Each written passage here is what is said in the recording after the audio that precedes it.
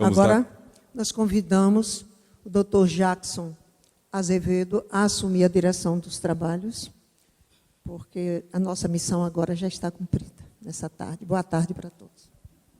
Obrigado.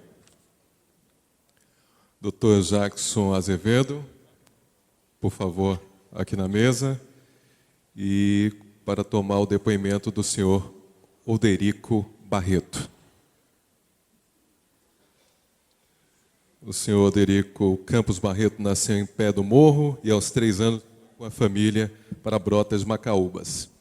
É irmão de José Campos Barreto, Zequinha, operário metalúrgico, e com ele militou em São Paulo e na Bahia na luta clandestina contra a ditadura. Foram vinculados à VAR, Palmares, ao MR8 e atuaram na região de Brotas Macaúbas com os militantes João Lopes Salgado e o capitão Lamarca. Aos 23 anos foi ferido e preso no ataque comandado pelo delegado Sérgio Paranhos Fleury, à casa do seu pai, José Barreto, em Buriti Cristalino, povoado no município de Brotas Macaúbas, durante a procura ao capitão Carlos Lamarca. Ficou preso 4 anos. Hoje, continua sendo um cidadão participante da vida social e política da região e gerencia a cooperativa de garimpeiros de Cristal de Rocha, em Buriti Cristalino.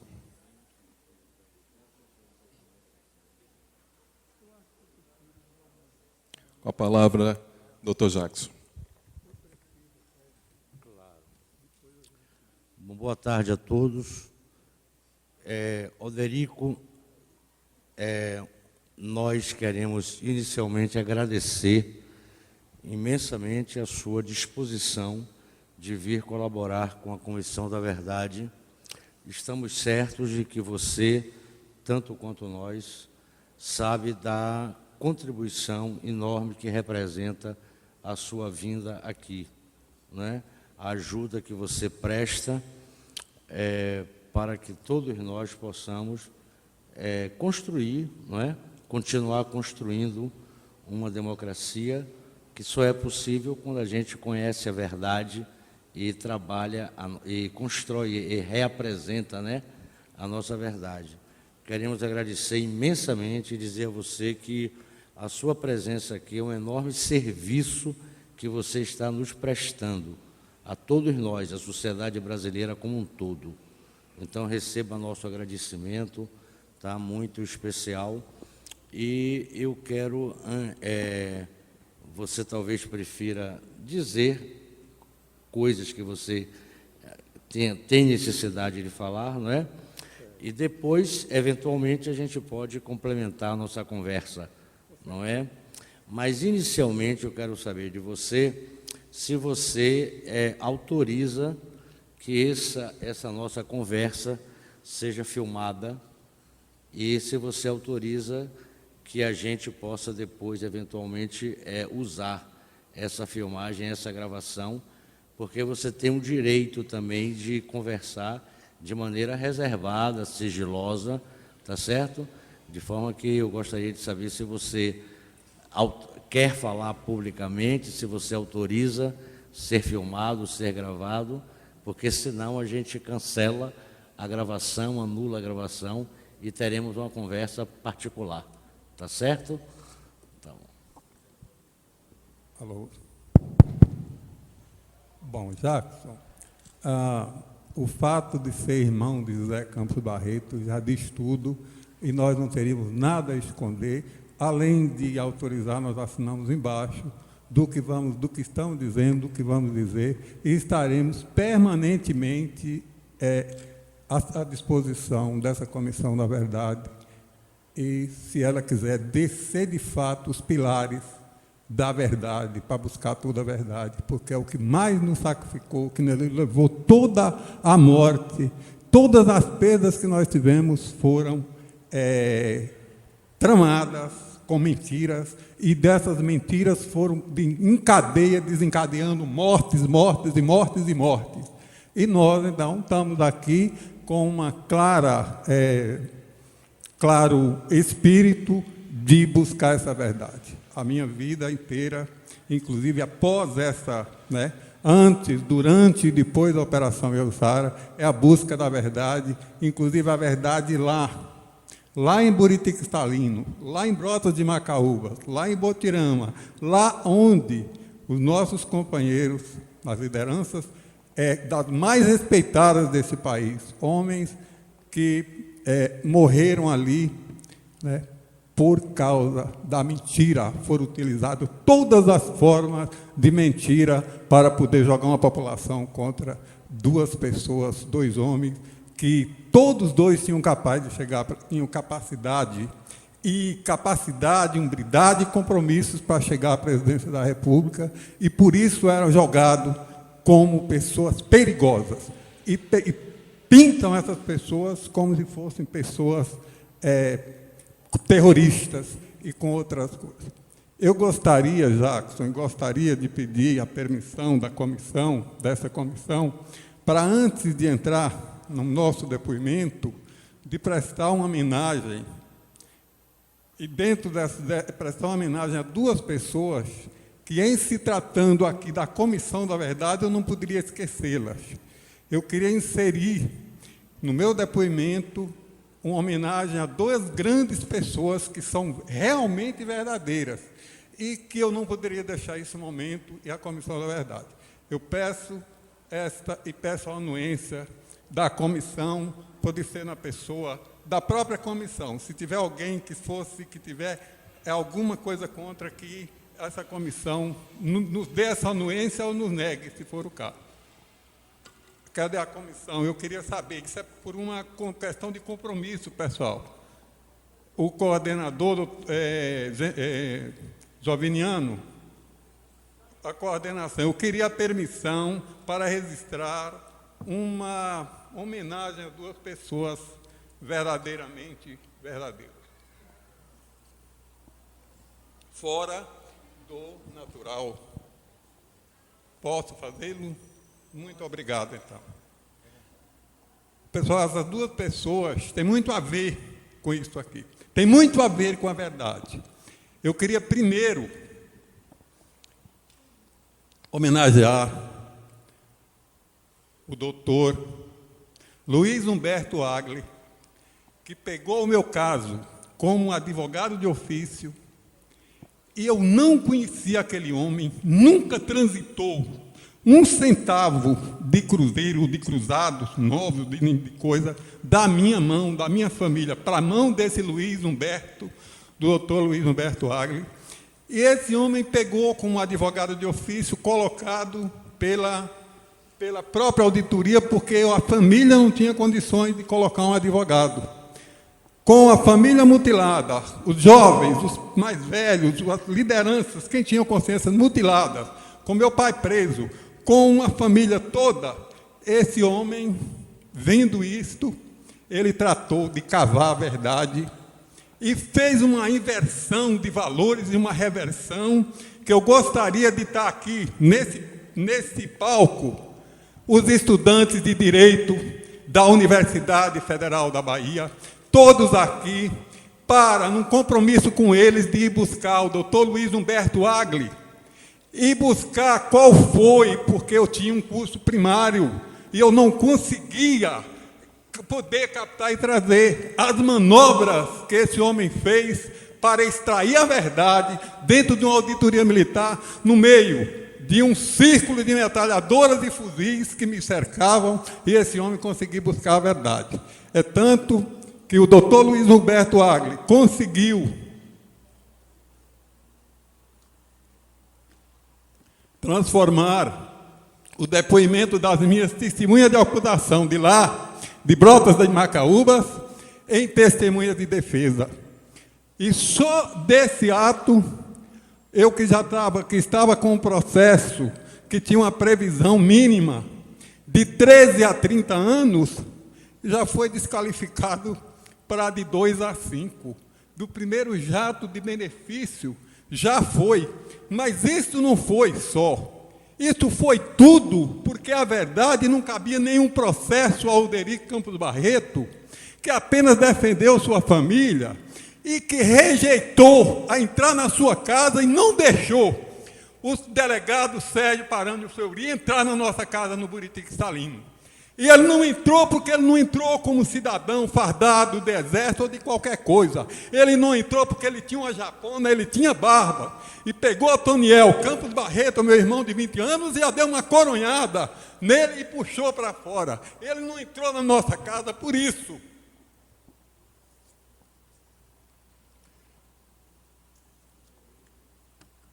Minha saúde mental, gente, diz isto. Eu tinha uma orientação dos companheiros. Até a meia-noite tivemos com Zé Campos Barreto e Carlos Lamarca. E a orientação deles era essa: guarde essa porqueira desse revólver que você tem, que era um revólvinho 32, que a gente era obrigado a tê-lo porque a gente andava a pés, nós não tínhamos estrada de carro em Buriti Cristalino, nós enfrentávamos na noite. E naquela estrada sempre terá onças, que sempre ameaça garimpeiros e que sempre está oferecendo perigo à vida da gente. E esse revolvinho eu tinha adquirido de um senhor ordeiro, muito ordeiro, um senhor que, quando bebia, ele tinha um processo, acelerava um processo de valentia, e ele trancava as ruas em Brotas. E a filha dele, namorada de Otoniel, menino com 20 anos, me pediu: Oderico, você que tem... Convence meu pai, tire aquele revólver da mão de pai, que quando ele bebe, e a gente todo se sente ameaçado. Eu disse para ela: vou tentar ter esse revólver. E fui ao senhor Antônio Mateiro, que aparece no livro Lamarca, o capitão da guerrilha. Fui ao senhor Antônio Mateiro. Falei: senhor Antônio, o senhor não sabe quem tem um revolvinho para me vender? Eu estou precisando de uma arma, até porque eu estou com uma pretensão de comprar um carro, e preciso dela para me segurar nessas coisas, e também viagem, não sei o quê. Fiz um monte de... Ele: moço, eu tenho eu te vendo e te vendo barato, né? Porque eu comprei ele e eu não uso, essa porqueira está lá. Eu digo: senhor Antônio, então quanto o senhor quer por ele? Ele me deu o preço, eu paguei e fiquei com esse revolvinho. E foi essa porqueira desse revolvinho de calibre 32 que eu não tinha guardado, não tinha ainda obedecido aos companheiros ali, a Zé Campos Barreto, a Carlos Lamarca, a Luiz Antônio Santa Bárbara, que estava na reunião, e nem Otoniel também, que tinha um revólver, que nem tinha capa e estava no bolso de trás da coisa. E nós tínhamos apenas uma missão de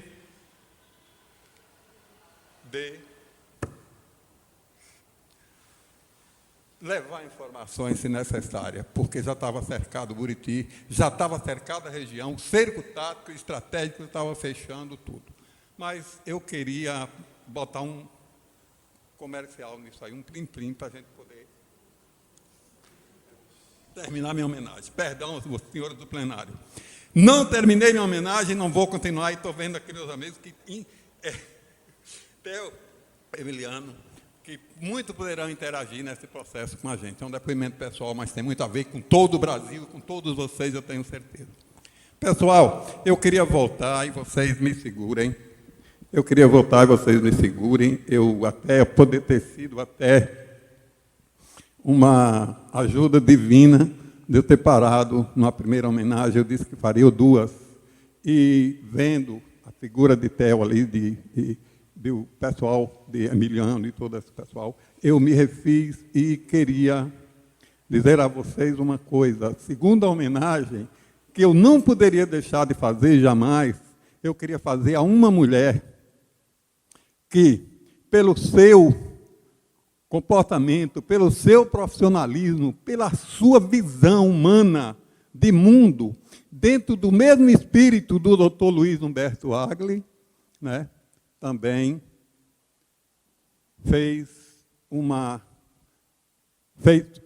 tomou uma atitude que não me surpreendeu, mas que me fez gerar lágrimas nos olhos numa situação daquela. Ela resumiu para mim, a doutora Ronilda disse: Oderico, Quando eu vi aquilo tudo, eu não me aguentei, eu explodi. Eu não estava presente onde ela explodiu. Mas depois tive alguns detalhes da explosão dela, o porquê que essa mulher explodiu. Essa mulher explodiu. Por quê? Porque o representante do Ministério Público Militar, doutor Antônio Brandão Andrade, pegava uma fotografia de Yara Avelberg nua, bandeava essa fotografia e insinuava as mais terríveis, né, situações humilhantes, e doutora Unilda, sentada numa cadeira, à margem esquerda desse, ouvindo aquilo calada, e esse homem tripudiou com uma mulher nua em sua mão, mas de uma roupa tirada depois de morta. E a doutora Ronilda ouviu tudo isto.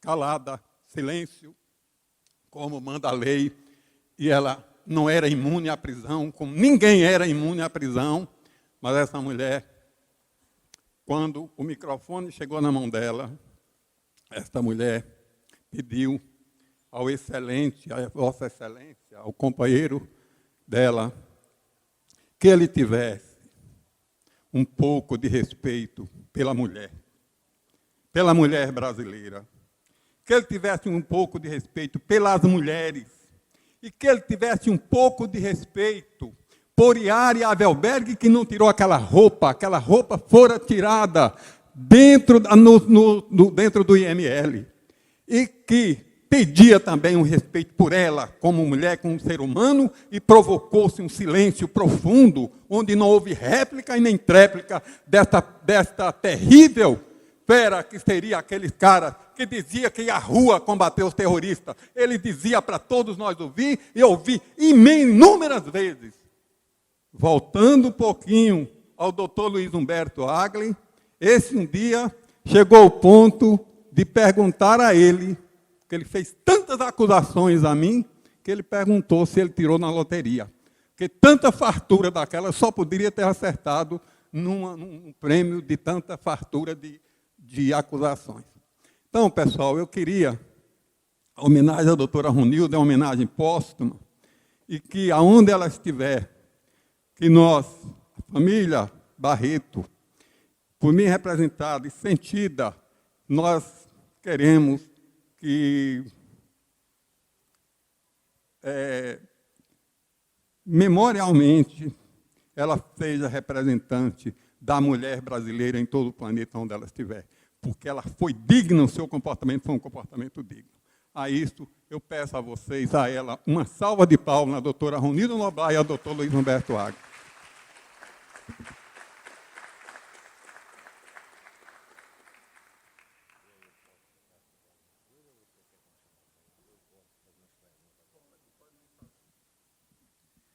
Oderico, só para ajudar a nossa conversa, viu? Mas você não está obrigado a seguir as coisas que eu vou lhe perguntar, não. Você é livre para dizer o que você quiser. Tá bom? Mas eu queria começar, Oderico, se você pudesse nos falar um pouquinho sobre Brotas de Macaúbas e, especialmente, Buriti Cristalino, nessa época aí dos anos 60 e anos 70, né? Como é que era a situação, como é que estava lá, como é que se vivia ali, antes da gente chegar nas coisas mais que nos interessam de perto? Buriti Cristalino, eu cheguei com 3 anos de idade. Ô, gente, essa coisa está muito agressiva, esse som. Cheguei com 3 anos de idade e comecei a participar da vida daquilo ali onde eu fui analfabetizado. Posso dizer isso com toda certeza, né? Me ensinaram a chamar Washington de Vazingueton e assim por diante. Então, a gente foi analfabetizado numa escolinha de leigos, que não havia escola. Meu pai tinha feito o curso, aprendido a ler e escrever, com um canteiro de alho que ele cultivou e comprou os instrumentos da educação na época, que era uma pedra com um grafite, e eles faziam uma bolsa e levava isso para a escola. Cada aluno tinha uma bolsa de tara de palmeira e uma pedra dentro, um pedaço da mesma pedra ou um grafite que servia para escrever e fazer as contas e tal. E o que eu acompanhei foi um processo desse de alfabetização dentro do Buriti e uma palmatória na mesa que, a cada erro que cada aluno tinha, ela entrava em ação. E essa palmatória, ela me afastou da mesa, da escola, e daí o meu não conclusão do meu curso primário. Não cheguei a concluir o curso primário ali, porque não é essa palmatória, a gente tinha que bater em quem errasse. Eu fazia aqui, vamos simular uma classe, todo mundo em pé, 3 vezes 8. Né? Não disse, não disse, não disse. O outro falou, 24, a palmatória corria. Mas se essa palmatória batesse de leve, a professora pegava e rachava a mão de quem bateu. Então, você tinha que bater suas pessoas. E esse fato de bater as pessoas não estava dentro de Oderico Campos Barreto. Eu preferi a escola inchada, preferi ver minhas mãos inchadas do que as mãos de Zequinha, que não gostava de matemática, de Jandira, de Fidelice, de Dema, de todas as pessoas que não gostavam de matemática, de tabuada. E eu preferi fugir da escola e fui atendido pelo meu pai, que muito precisava de mim na roça, e eu acabei indo para não ficar numa tormenta dessa. Então, isso era um processo educativo que era massacrante, e eu poderia até, para esfriar esse espírito, vocês terem uma ideia, lá na comunidade vizinha, que tudo era a mesma coisa, a pressão da palmatória chegou a um ponto, repara essa, as pessoas iam soletrar o nome, as pessoas estavam alfabetizando, então, um cara que ia, você botava ele, Gioveineiano, Juviniano, e assim vai, todo mundo soletrando os nomes, isso era no português e na matemática. A ponto de uma pessoa que não conseguiu entender muito a coisa, chegou de um vizinho, falou, Elias Elias, virou para o outro, ele falou, Elias Manuel. O nome do outro era Manel, ele não sabia como tecer essas coisas. E aí eu quero só gente dizer que não é na marra, que não é na força, que se ensinam as coisas. E a tirada dessa palmatória, que esse sistema hoje tirou dali, eu acho que foi um grande alívio para as crianças, e eu vejo muitas crianças hoje dentro de faculdade, graças ao novo processo, à nova coisa. Eu acho que a gente poderia dar um parabéns por essa quebra de... E passando um pouquinho dessa fase aí, chegando aí nos anos 60, mais ou menos, antes de Lamarca chegar lá, como é que era a vida lá em Buriti, Cristalino? Se você lembrar um pouquinho... Não, olha, Buriti... Final dos anos 60, começo dos anos 60, olha, Buriti, na época que teve o golpe da civil-militar... Como é que era a vida eu vou retroagir, rapidinho. vou pegar uma figura central dessa história, rapaz. Eu não estaria aqui se não fosse o Zé Campos Barreto. Vamos falar dele daqui a pouquinho. Vamos falar. Zequinha, inclusive, eu me lembro de um dia, né, ele na escola, por um motivo não da disciplinar da escola, mas por um motivo alheio, particular, porque ele não tinha dado água a um animal, uma coisa dessa, ele foi condenado a ficar sem o almoço. E ficou debaixo de uma prensa, que ela pensa tinha uma... Né, tinha uma especa que segurava a tampa. E ele ficou preso nisso enquanto se almoçava, para a punição desse jovem que tinha menos de 12 anos. E esse suplício, graças logo, aos 12 anos, aí ele sai de Brotas de Macaúbas e vai para um seminário, inicialmente em Garanhuns, em Pernambuco. E lá vem um Zequinha, todo ano, diferente, um Zequinha acrescido, um Zequinha cada vez mais Zequinha. Um violão que não tinha quem não viesse para pegar, não tinha quem deixasse sua roça quando ele chegava para não ouvir aquele violão. E um homem que vinha acompanhado de cada ano de uma carta do diretor do seminário, uma carta que nós gostaríamos da Comissão da Verdade, que se vocês conseguissem arrancar uma delas, mas eu tenho certeza que elas foram queimadas, que nos trouxessem, porque a família não tem direito a nada de Zequinha, nada, absolutamente nada. Essas cartas que vinham de lá, vinham dizendo, no primeiro ano eu tenho alguma coisa do teor, mas não, a íntegra daquela carta, que eram feitas por quem sabia escrever, que tinha o dom de escrever, e passava à minha mãe o resultado de cada ano de Zequinha. No primeiro ano, a carta dizia, nos seus termos, mas eu não tenho esses termos, mas ela dizia que Zequinha tinha sido submetido a um exame de admissão, que ele não foi para lá com nenhuma escola formal, ele não levou nada, e que ele havia passado em primeiro lugar dentro do seminário. Então, essa notícia trouxe à minha mãe o maior orgulho e trouxe a nós. Essas cartas que chegavam, a gente via um Zequinha e via o outro, que ele trazia uma carta lacrada, que só minha mãe abria, e ela passava para nós quem foi Zequinha. Eu vou deixar as do meio, porque elas são. A última carta que chegou, disse o diretor do seminário, já em Campina Grande, porque ele estudou 2 anos em Garanhuns, e eu vou dizendo que nós estamos queimando etapas, porque eu não tenho todas essas cartas. Disse o diretor que no final do ano, no processo comemorativo de colação de grau, da prova de final do ano, que Zequinha, como todos os alunos, todos os alunos tinham que falar uma lauda mínima em outro idioma que não o português.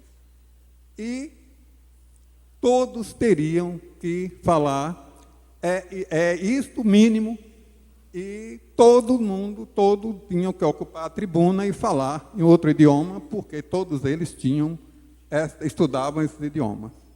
E o padre diretor disse que, para grande surpresa e alegria, José Campos Barreto, ele falou em português, alto e bom som, o seguinte: em qual idioma vocês querem que eu fale?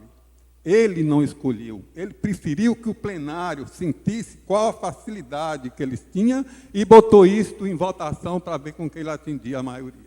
Isso ele diz e rechaça, ressalta e sublinha os termos que ele ficou, da forma que ele ficou arrepiado de ver aquele fenômeno. E eu queria ainda dizer que no decorrer desses 4 anos, as cartas de Zequinha chegavam, e a minha mãe era a única que lia, que ele tinha uma letra garrancho, que só a minha mãe lia, e vinha lembranças, recomendações para todas aquelas pessoas, e mesmo as mais até deficientes, pessoas mudas que não tiveram audição, que não conseguiam falar. Zequinha perguntava por elas, mandava recomendações para aqueles velhinhos, para todas as pessoas. Então, nas cartas de Zequinha, a hora que chegava uma carta de Zequinha, era uma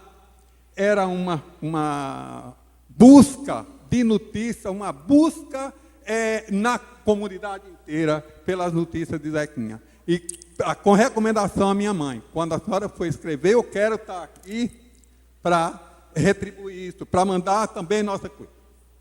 E a coisa que me marcou foi as famílias traduzindo o que os mudos diziam, que a gente não conseguia entender, para Zequinha. E é por isso, minha gente, que eu comecei a seguir a Zequinha de uma forma ilimitada. De uma forma, eu comecei a acompanhar esse Zequinha, que eu não saberia aonde mais tarde Zequinha iria chegar, mas nós iríamos chegar junto, com certeza. Oderico, e você conheceu conheceu o Roque Aparecido da Silva conheceu Santa Bárbara? Rapaz, eu conheci. Através de Zequinha ou conheceu? Não. Infelizmente, eu tenho duas. Roque eu conheci pós-Operação Pajuçara, né? E, inclusive, no final desta apresentação, eu tenho um protesto com ele. Então, não vou falar de Roque agora, mas eu tenho a de Luiz Antônio Santa Bárbara, sim. Porque quando nós montamos a área para levar os companheiros que não queriam se exilar, e que às vezes é difícil a gente entender, né? Por que as pessoas relutam ao exílio, né? E hoje mesmo a gente está na mesma situação. Eu estou na cooperativa, eu recebi como gerente da cooperativa meu outro salário em 30 de abril de 2000. E a partir de então nunca mais recebi salário. E nem por isso eu posso deixar nosso povo, nossos companheiros, sem os seus garimpos, que não chove lá, e eles vivem daquilo. Então, talvez até possamos ser esmagados lá pela Polícia Federal, mas eu quero ser o primeiro, né? Se for o caso. E se tiver alguma prisão também, talvez seja eu o primeiro, porque venho segurando a cooperativa agora nos meus ombros, depois que a gente elegeu os governos democráticos, né? Isso daí é outra questão que eu vou levantar. Tá. E como foi que vocês conheceram Lamarca? Bom, Lamarca, eu fui conhecer ele no dia 28 de agosto. 28 de junho de 1971, quando ele ali chegou no fundo da nossa roça, no Boqueirão, né? Eu me encontrei com eles e Zequinha pediu-me um acampamento, um local que ele pudesse acampar. Certo? E aí tive aquele contato e fui trabalhar a mente para ele não ser visto. Lamarca não era para ser visto por ninguém. E numa área onde havia garimpo, onde havia caça, onde havia tiração de madeira, o pessoal tirar madeira, numa área onde havia circulação de garimpeiros à procura de tudo, me deixou com uma missão de buscar um local para Carlos Lamarca ficar. Que na realidade não era Lamarca, era Cirilo, e nós o tratamos como Cirilo, e nós tínhamos, né, uma indução clara que seria Lamarca, mas então, o chamava de Cirilo. Era proibido falar a palavra Lamarca, não podia. Então, Lamarca chega ali. Sim, diga. Eu aloco ele inicialmente num acampamento confortável, vou botar bem o que é confortável, embaixo de uma sombra de jatobazeiro e próximo a uma fonte de água onde ele podia tomar banho, facilitar para pegar água e tal. Então, esse acampamento inicial foi muito generoso.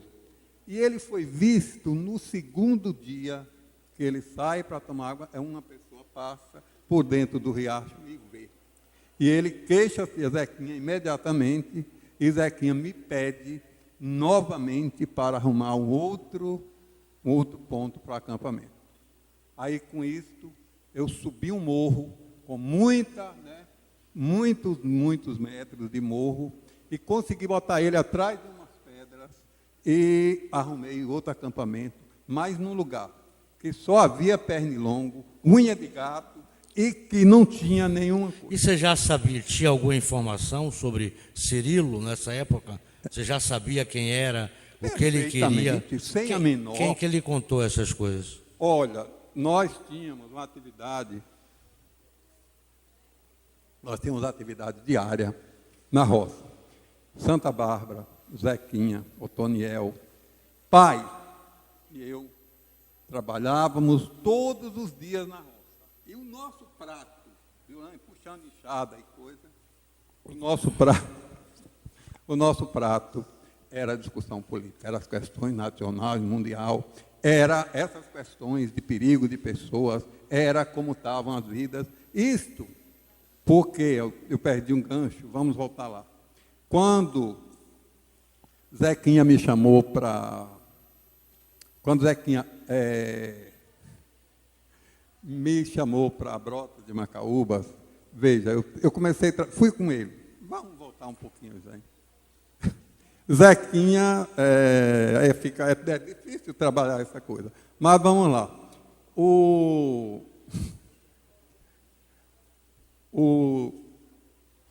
Eu não sei se volto para o acampamento, é duro, é difícil, que é muito gancho para a gente pegar.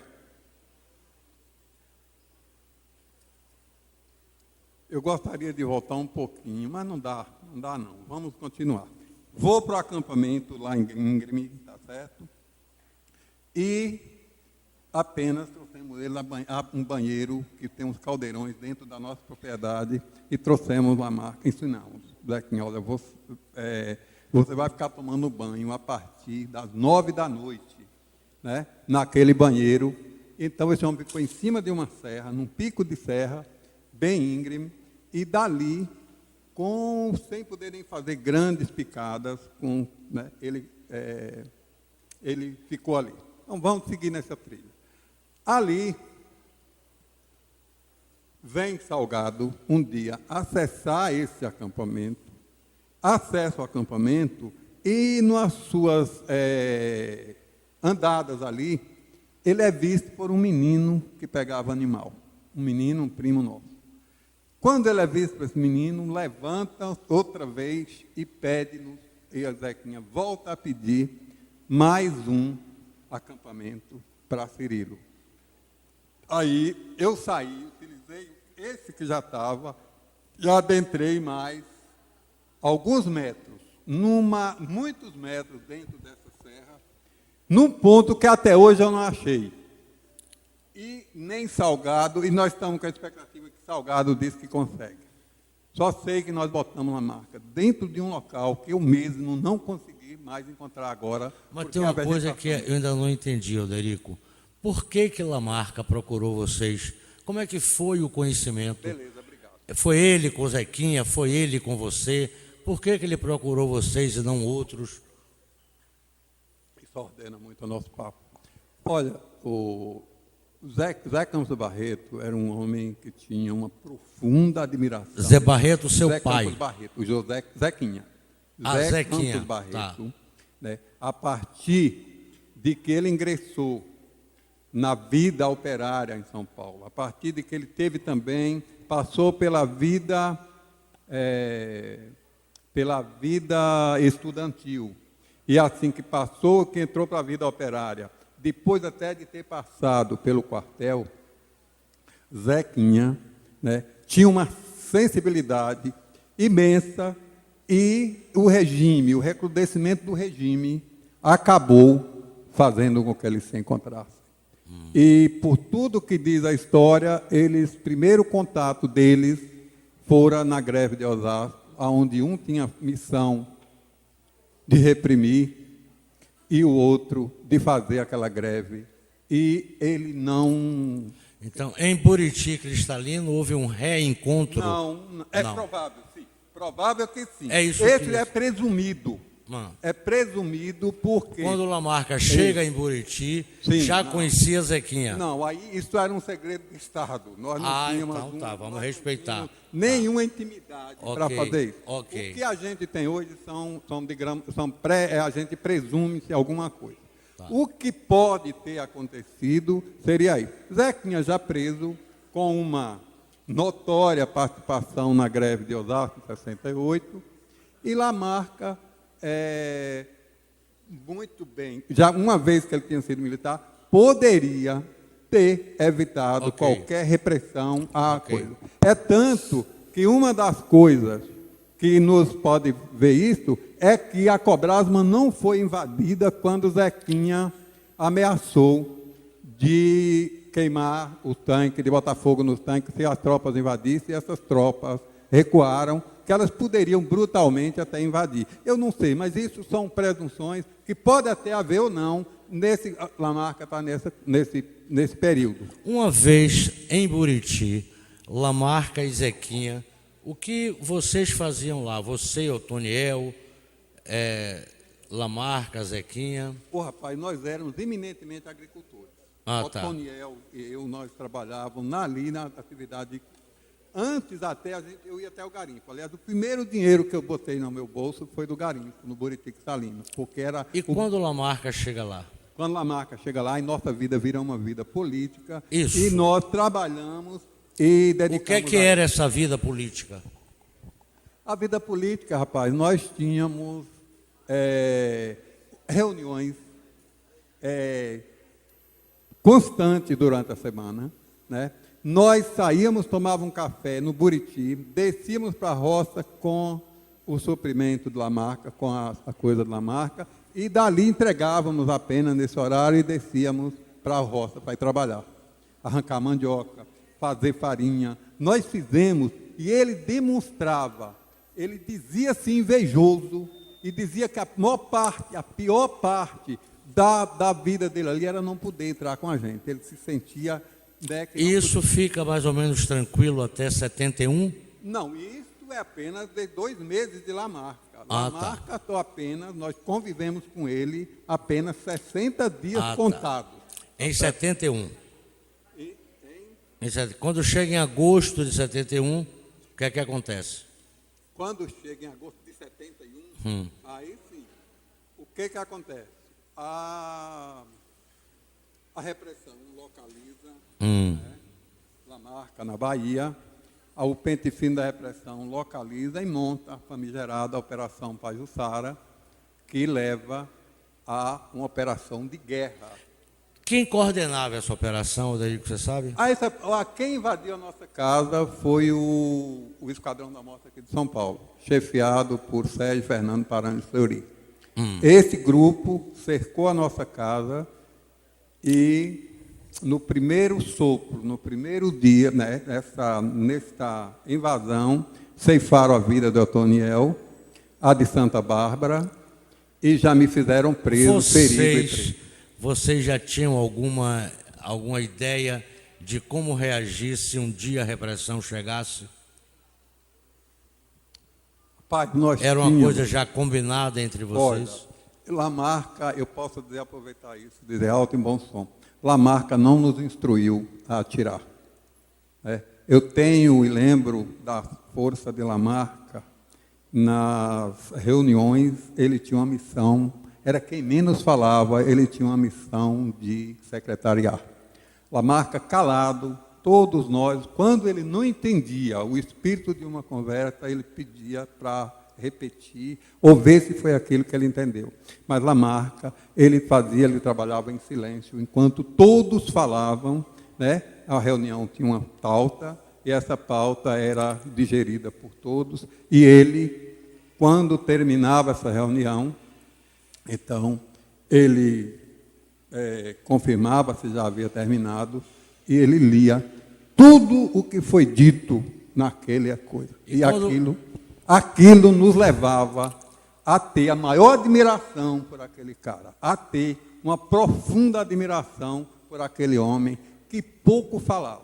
E quando Fleury chega em sua casa e cerca a sua casa, quem estava lá? Seu pai, você, Otoniel, Zequinha, quem estava lá? Rapaz, nós tínhamos estado até a meia-noite na serra com Lamarca, com Zequinha, com Santa Bárbara, Otoniel, e definindo já clara, a situação já estava clara. Chega um portador e nós já levamos a informação que o Olho d'Água, que é uma comunidade de Oliveira dos Brejinhos, a comunidade onde havia carro, que chegava carro, mais próximo de Brota de Buriti Cristalino, era no pé da serra de Olho d'Água. Aproximadamente 11, 12 quilômetros, que era o local mais próximo de que o carro aproximava do Buriti Cristalino. E naquela reunião do dia 27 de agosto, até a meia-noite, então, quando nós fomos à tarde, nós já fomos com a informação de que várias caminhonetes haviam chegado e embrenhado homens armados na serra. O que é que vocês estavam discutindo na serra dia 27? Pode dizer?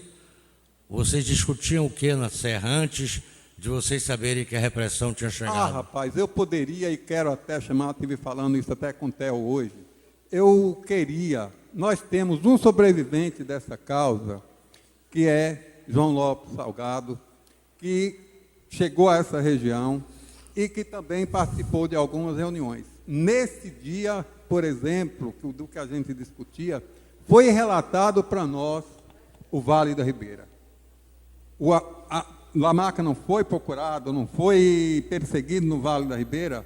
Então, essa experiência do Vale da Ribeira foi repassado para a gente e repassado por uma pessoa que não participou do Vale da Ribeira, que é João Lopes Salgado. Ele foi o relator do Vale da Ribeira. E Lamarca apenas calado, ouvindo aquele depoimento de João Lopes Salgado. E nós, ali, ouvindo atentamente aquilo. Este fato me leva, inclusive, aproveitando aqui a presença de Theo, inclusive, até já falei disso hoje, eu gostaria de, diante do que nós ouvimos e tem uma pessoa viva, que nós buscássemos recursos, em alguma maneira, e trazer isso de volta para a gente documentar isto, porque os jovens precisam de saber o quanto, as dificuldades e tudo, como foi relatado em Ribeira, que eu nada vou adiantar disso, gostaria de ver Salgado cercado de câmeras, de microfones, narrando isso. Eu iria fazer o papel de Carlos Lamarca com a minha curta memória de ver se realmente ele reproduziu o que ele disse aquele dia ou não, que eu acho que a gente ainda tem uma condição para isso. Vocês estavam organizando algum grupo de resistência à ditadura? Qual era o conteúdo político desse grupo que se reunia? Rapaz, olha, uma coisa eu lhe digo, a forte simpatia que tinha o Zequinha e Lamarca por Che Guevara nos levou a nos tratarmos lá de MR8. Então, inspirado na figura, né, de Che Guevara, que foi assassinado no dia 8 de outubro de 68. Né? Então, as inspirações, aliás, o único instrumento também que nós tínhamos de comunicação era um rádio grande que pegava as emissoras da Albânia, de vários países, inclusive a cubana, né? Aonde havia transmissões em português e a cada terno de cada dizia: estamos transmitindo de Cuba, território livre na América. E o que acontece na sua casa no dia que a repressão chega e cerca a casa sob o comando de Fleury? Quem estava na casa e o que é que acontece na casa? Minha casa anoiteceu, aliás, nós chegamos depois da meia-noite, eu e Otoniel. Deixamos Santa Bárbara no acampamento. E dormia minha irmã Maria Dolores, Olival Campos Barreto, meu pai e mais nós. E minha irmã Maria Dolores, de 16 anos, saiu madrugada, muito madrugada, que era costume dela, para poder levar roupa para a fonte, para quarar, para lavar, para deixar. Então, às vezes, se levantava muito cedo e ia para uma fonte distante, onde se lavava roupa. Então, no momento que eles chegaram, estava meu pai, eu, Otoniel e Olival ainda dormindo. E aí o que é que acontece? O que acontece que nós, eu deitado no quarto do meio, Santa Bárbara dormia em um na frente, eu dormia no do meio, e entra um primo meu, que levanta também muito cedo, e chega e me acorda. Ele me chamava de Deli. Deli, o Buriti está cheio de homens armados até os dentes, mas eu vi eles lá na porta de Chica de Zé Viúvo e na porta da igreja. A porta de Chica de Zé Viúvo era uma saída do Buriti, que estava já fechada, e a outra estava na igreja.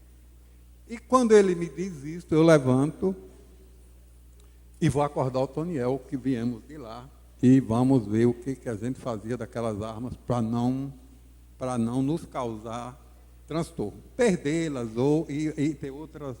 Né?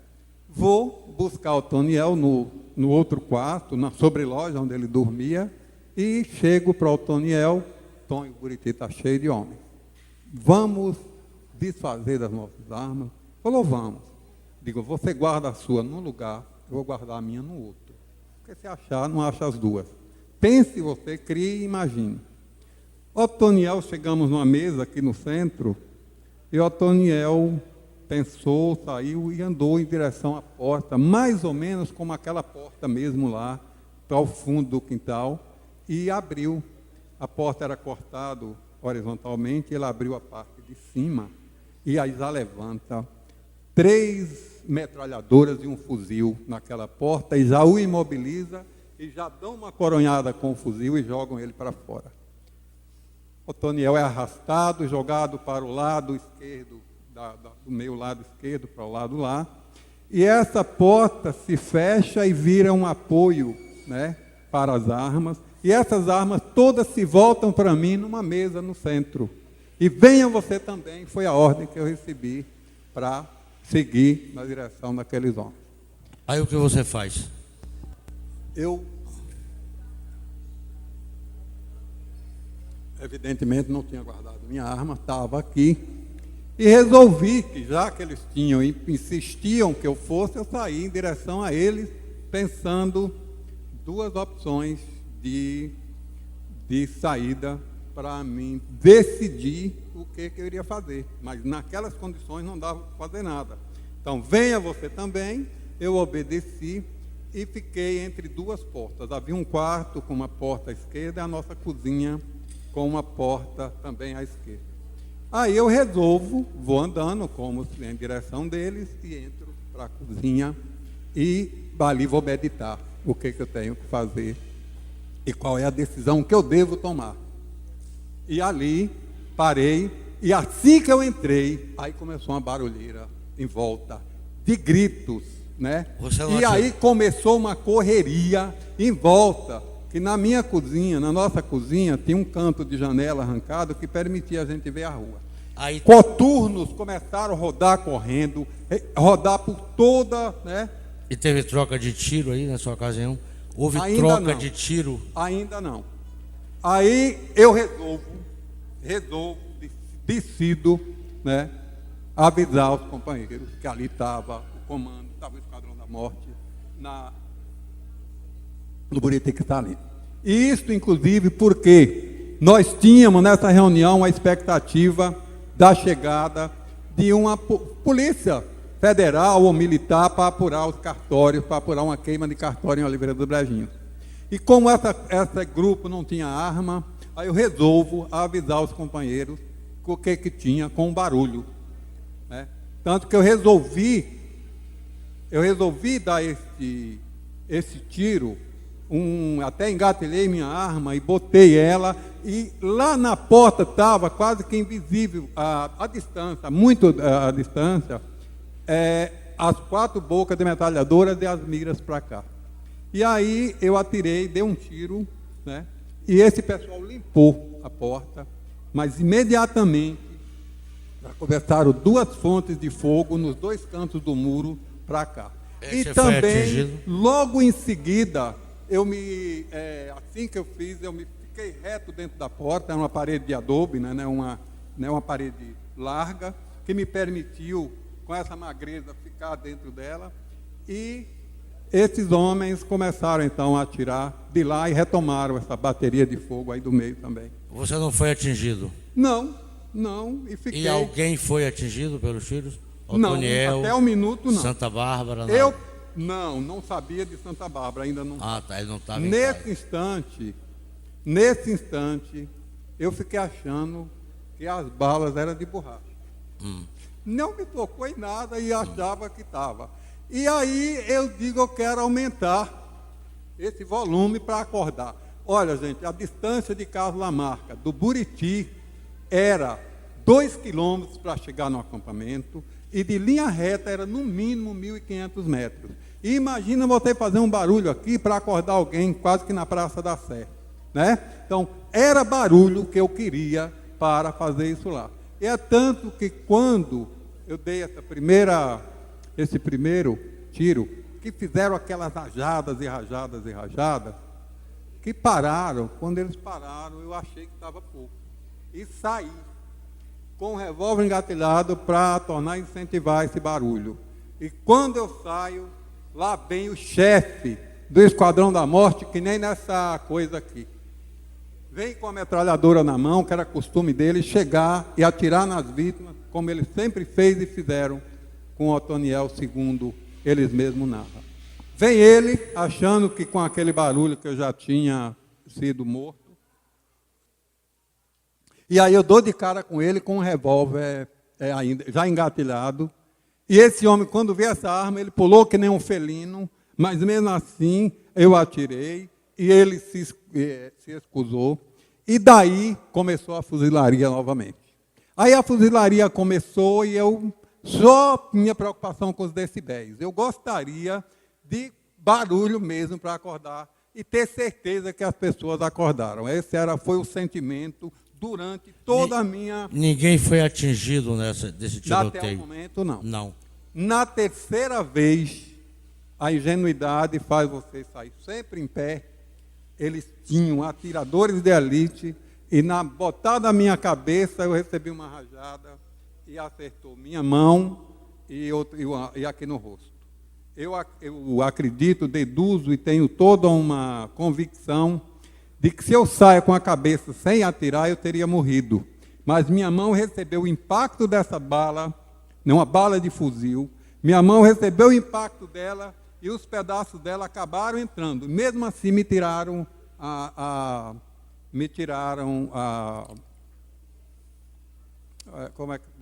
minha vida.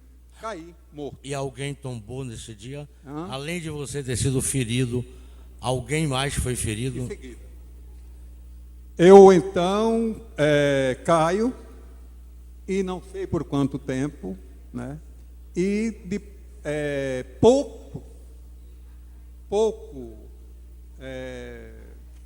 quando acordo, ferido, sem saber do que tinha acontecido. Sim. Desculpa.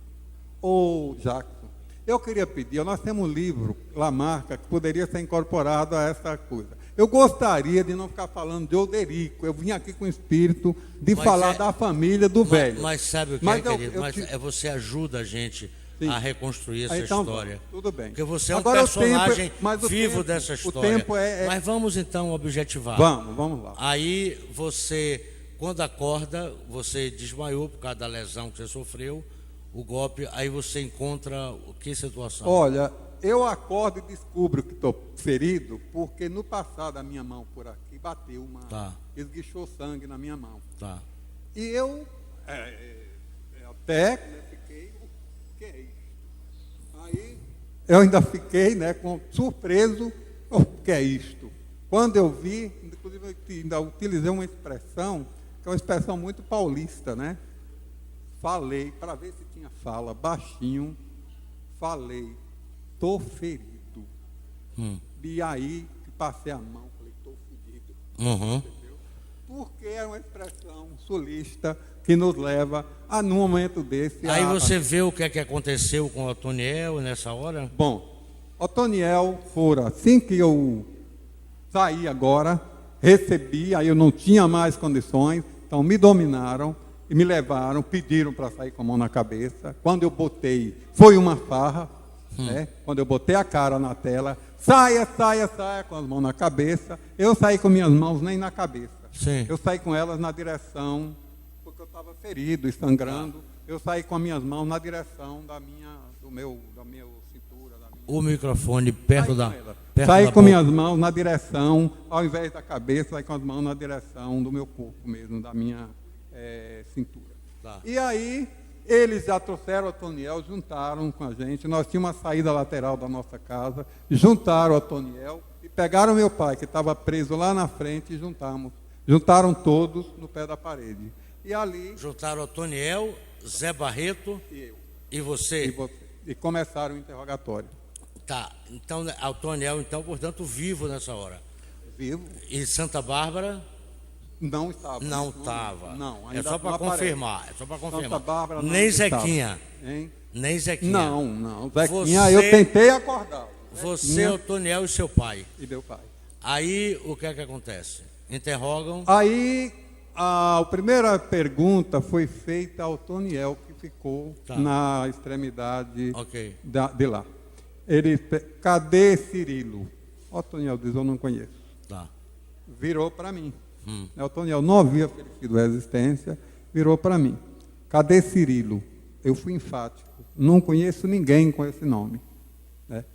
Esses homens, né, já me derrubaram e me chutaram tanto nas regiões dos rins, chutaram, né, que eu já fiquei deitado e não mais levantei. Tá. Né?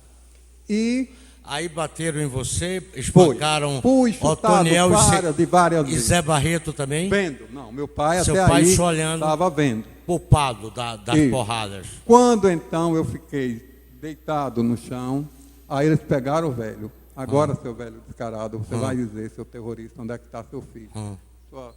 Aí o velho, que nada tinha a dizer, nada sabia, né? Eles pegaram e arrastaram. Arrastaram o velho e saíram com ele para pendurar lá na rua, na frente do barracão. Pendurar Na como? frente das pessoas do barracão. Pendurar como? Pendurar nos pau, nas coisas. Né? As mãos em cima? Pendurar, sim. Pendurar no pau de arara. De lá na tá. frente. Isso. E aí começaram os gritos do velho, deles batendo o velho. E Otoniel percebe, me faz perceber que o revolvinho dele ainda estava no bolso. E Otoniel, quando viu o velho dentro desse suplício, Sim. pegou esse revólver e aí nessa hora que eles todos se juntaram para o velho, ficou uma metralhadora vigiando a gente. Otoniel pega, levanta e ao levantar ele atira e corre. Não acertou ninguém sabia, como você disse, nós não tínhamos treinamento para matar ninguém. Otoniel corre, esse homem do susto cai, mas toda a repressão que tinha lá, mais de 60 homens, saem correndo de metralhadora e atirando em Otoniel. Atirando, esgotava o pente, deitava, e o outro continuava, e Otoniel foi prosseguindo, e a gente ouvindo as rajadas, até que silenciaram.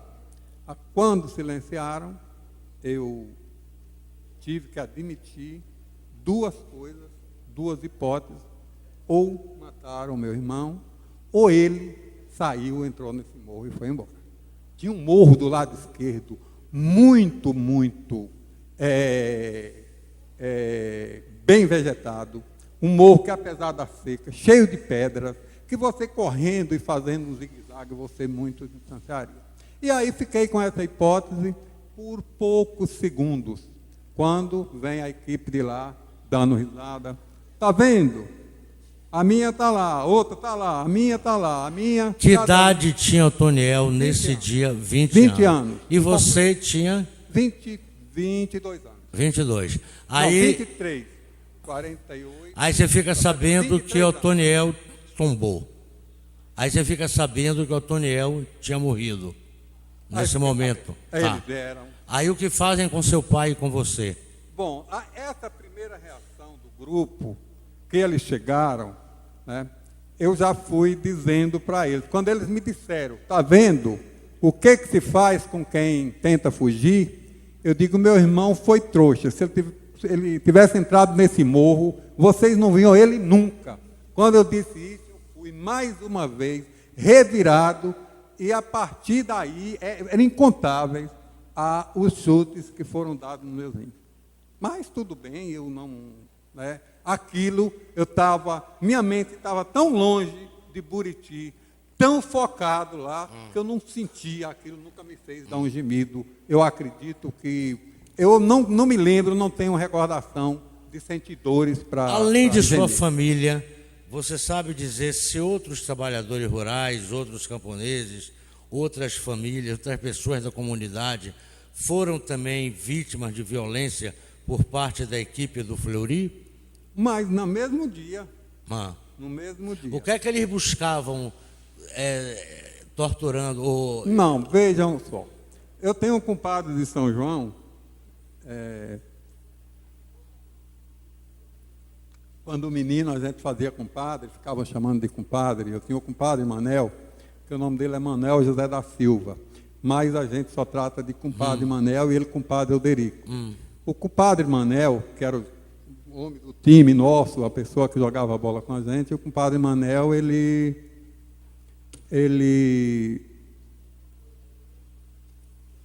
veio naquela noite, naquela tarde, visitar sua namorada, que morava no Buriti, e a namorada e ficou ali porque eles proibiram andar de noite. O padre? Esse compadre Manel, ele ficou na casa do lado, próximo ao Buriti, porque havia uma ordem do comando. Só uma curiosidade, o padre havia a namorada dele, era? Não, o compadre Manel veio ver a namorada dele no Buriti. Pronto, então. E não pôde voltar para sua casa. Ele morava no... Era um padre que namorava. Compadre, meu compadre, não é Ah, padre. não era um padre, Compadre era um de compadre. São João, era um compadre... Eu estava achando legal que era um padre que namorava. Não, lá é comum padre namorar e casar, Ah, mas não esse era o um caso compadre. desse. Tá E- bom.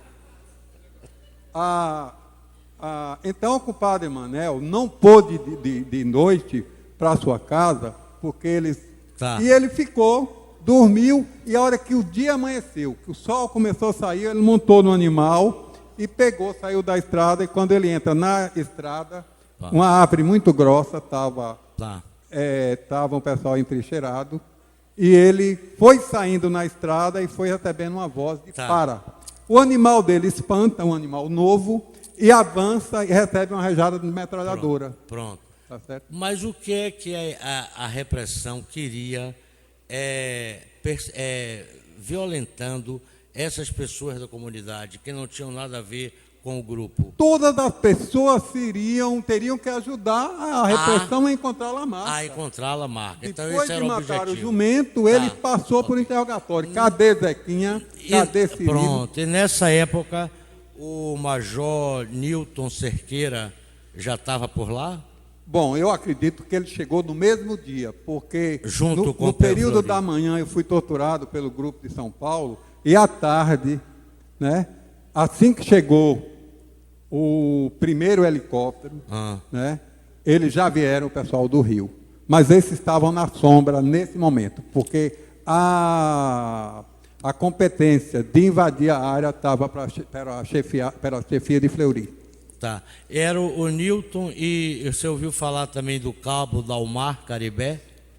Olha, essas apurações foi de Emiliano, que está no livro Lamarca. Inclusive, hoje foi citado... Mas você assim. teve conhecimento desses nomes? Não. Você conheceu essas pessoas? Não. Não. Naquele dia, né, eu só tinha por jornal Clareza de Fleury. Os demais eu não tinha. Por o que a gente conhecia de fotografia. Eu tinha Clareza de Fleury, mas os demais equipes eu não sabia o nome. Ok. Eu queria aproveitar isso para registrar um nome interessante. Recentemente, um cara do Esquadrão da Morte, que está preso... do tempo, que já está muito tempo. Pessoal, eu deixo a mão de vocês, então. Diga, não, seja objetivo. Não, veja, isso faz parte. O meu pai, preso na mão deles, que passava todas as noites, durante a operação da Estara, pendurado, durante o dia, eles saíam com ele para todas as caças e levando o velho como escudo para procurar o filho.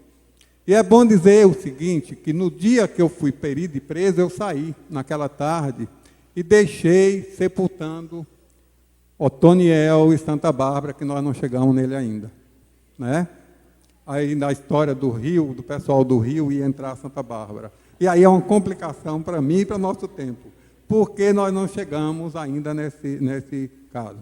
Então, veja, mas o que eu queria registrar é que o meu pai, eles fazendo a propaganda militar, no Buqueirão, em Nossa Roça, eles mataram um mico, um sonhozinho, um pequeno macaco, né? E mandava meu pai segurar, ele segurava na cauda do bichinho e eles atiravam à distância. E cada explosão, cada tiro que era deflagrado, o meu pai via balançando o bichinho. Então eles faziam uma propaganda.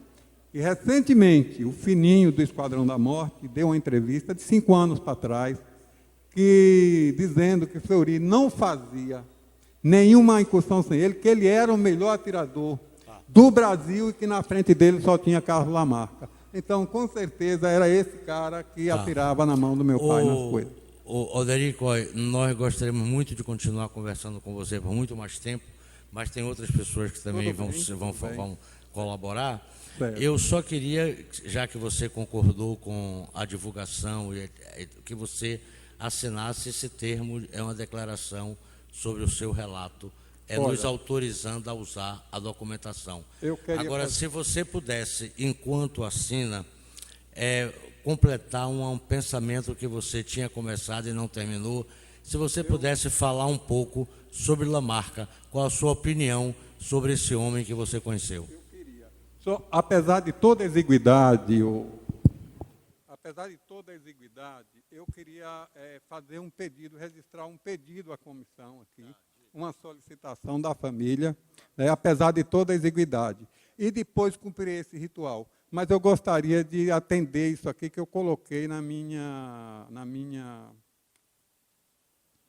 aqui só pontilhei, não é muito coisa não. Oh, meu Deus, eu queria tirar isso daqui. Quanto mais você tem pressa, valeu.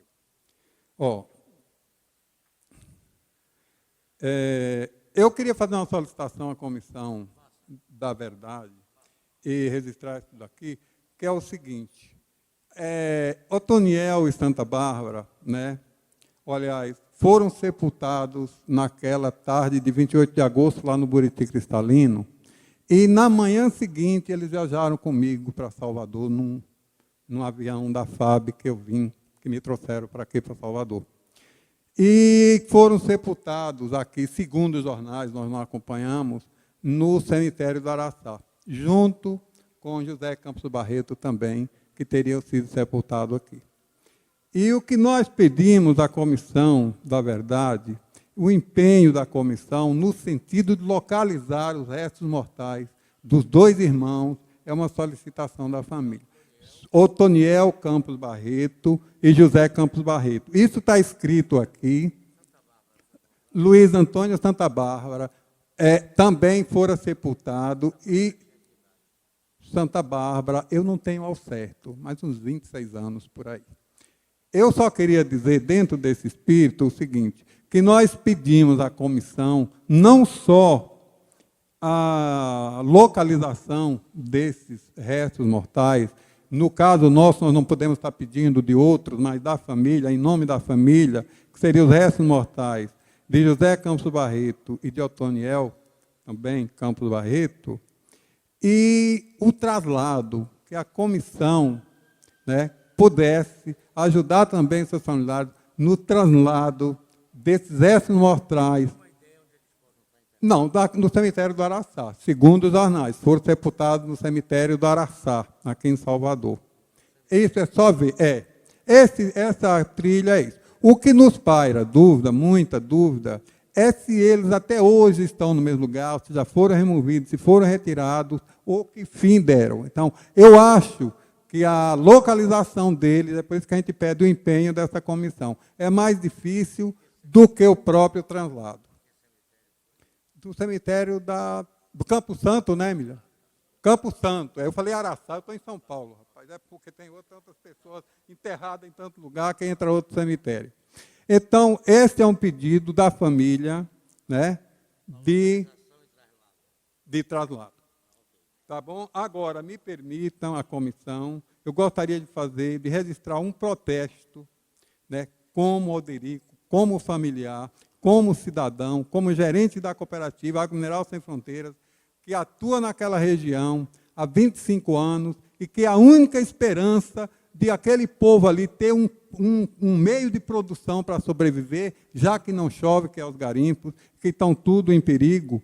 Eu gostaria de registrar um protesto contra a criação de um instituto que leva o nome de José Campos Barreto e que não tem outra finalidade conhecida que não seja colidir e destruir a cooperativa e a organização desses garimpeiros, desses 20 anos que se passaram e que resistiu à ditadura ali. Então, eu queria registrar esse protesto da criação e queria, se possível, se a comissão puder nos ajudar, também no sentido de eu registrar aqui o nosso pedido de descredenciamento do senhor Roque Aparecido e do senhor Vladimir Oganauskas de representarem José Campos Barreto nesse território nacional. Fica esse o nosso pedido final e nós gostaríamos de ser atendidos pela comissão estadual e nacional. É o apelo e é o sentimento da família que não resiste mais tanta perseguição nesses anos. Chegamos no pior estágio do poço, politicamente, depois que nós construímos os governos com o sacrifício que construímos.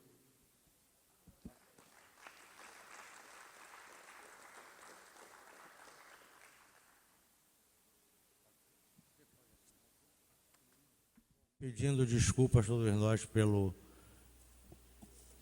ultrapassagem do tempo. Se alguém também quisesse se dirigir ao Derico, o microfone está aberto. Se não, nós agradecemos a atenção e vamos convidar o próximo depoente. Nós teremos a oportunidade de ter o próximo depoente amanhã, a partir das 14 horas, que hoje está encerrado. Amanhã teremos os depoimentos da senhora Mariluz. Você me dá uma licença, então. Antes de encerrar, eu só quero comunicar que amanhã, às 14 horas, a sessão será aberta com a apresentação de Ana Mameto e Acócia Simões cantando o hino ao 2 de julho, às 14 horas. Agradecemos o Dr. Jackson Azevedo, mediando, depoimento do senhor Oderico Barreto. Amanhã teremos a senhora Marilúcia Moura, os senhores Emiliano José, Marival Caldas. Bom final de tarde a todos e até amanhã às 14 horas.